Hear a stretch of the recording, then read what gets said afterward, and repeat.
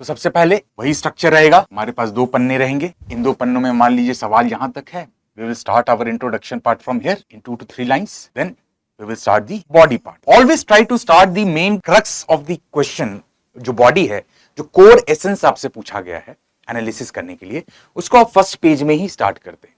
ठीक है, it should be visible to the examiner that yes you have answered the exact demand of the question. Page पलटने की नौबत ना आ पाए तो ही अच्छा है। जितनी ज्यादा जल्दी क्लैरिटी मिल जाएगा एग्जामिनर को, उतने ज्यादा मार्क्स आपके बूस्ट होने के, इंप्रूव होने के चांसेस हाई हैं।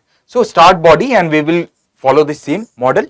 पॉइंटर्स, हम पॉइंटर्स में क्यों लिखते हैं? क्योंकि जब हम बुलेट पॉइंट्स में लिखते हैं, पॉइंटर्स में लिखते हैं, तो हम कम शब्दों में, कम स्पेस में, कम टाइम में ज्यादा से ज्यादा बातें कह पाते हैं।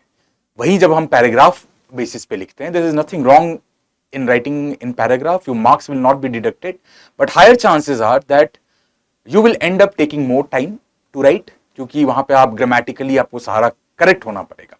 हैज, हैव, दिस, दैट, सारी चीजें प्लेस में होनी पड़ेंगी, तभी पूरे पैराग्राफ का सेंस बन पाएगा। Are you getting the point? ठीक है, जबकि बुलेट पॉइंट्स में तो आप 3 से 4 वर्ड में एक लाइन लिख करके अगले पॉइंट में मूव कर सकते हैं, राइट? वो चीज पैराग्राफ में नहीं पॉसिबल है। You have to maintain the syntax, the grammatical syntax has to be intact while writing a paragraph. So that is one.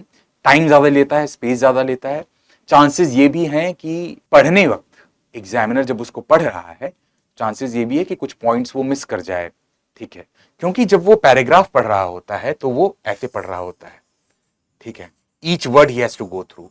लेकिन जब वो पॉइंटर्स पढ़ रहा होता है तो वो ऐसे ऐसे पढ़ रहा होता है, यानी वर्टिकली।